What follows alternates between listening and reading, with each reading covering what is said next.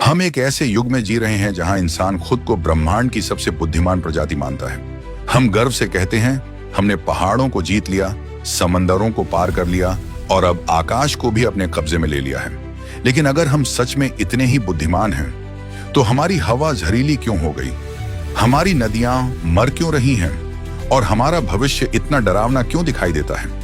प्रकृति ने जीवन को कभी जटिल नहीं बनाया, उसने हर जीव को उतना ही दिया जितनी उसे जरूरत थी, ना ज्यादा ना कम। मनुष्य को दिए गए पैर सिर्फ चलने के लिए नहीं थे, बल्कि धरती को महसूस करने के लिए थे। जानवर सिर्फ जीव नहीं थे, वे प्रकृति के वाहन थे। ऐसे वाहन जो ईंधन नहीं खाते थे, धुआं नहीं छोड़ते थे और किसी की जान नहीं लेते थे। लेकिन इंसान को रुकना पसंद नहीं था। उसे तेज चाहिए था, उसे आराम चाहिए था और सबसे ज्यादा नियंत्रण। उसने मशीनें बनाई, फिर मशीनों के लिए जंगल काटे, पहाड़ तोड़े और धरती की छाती चीर दी और इस सब को एक नाम दे दिया गया, विकास। जहां कभी मिट्टी सांस लेती थी, वहां अब कंक्रीट सांस रोकता है। जहां बारिश जमीन में उतरती थी, वहां अब पानी बहकर नालियों में चला जाता है। हमने शहर बनाए, लेकिन इंसानों के रहने के लिए नहीं, मशीनों के चलने के लिए। और फिर हैरानी जताई कि शहरों में गर्मी क्यों बढ़ रही है। ज्यादा फसल पाने के लालच में हमने खेतों में जहर डालना शुरू किया। कीट मरे, लेकिन उनके साथ मरे हुए पक्षी भी, जो प्रकृति का संतुलन बनाए रखते थे। पक्षी मरे तो कीट और बढ़े और फिर इंसान ने कहा और जहर चाहिए। यह एक ऐसा चक्र बन गया जिसमें जीत किसी की नहीं थी।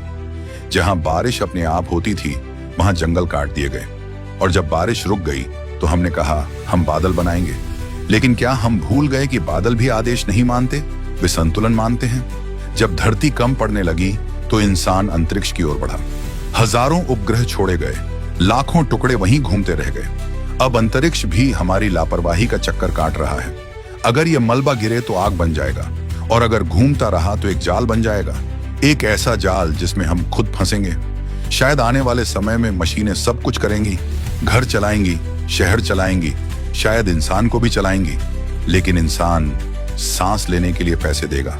और तब हम कहेंगे काश हमने समय रहते सोचा होता।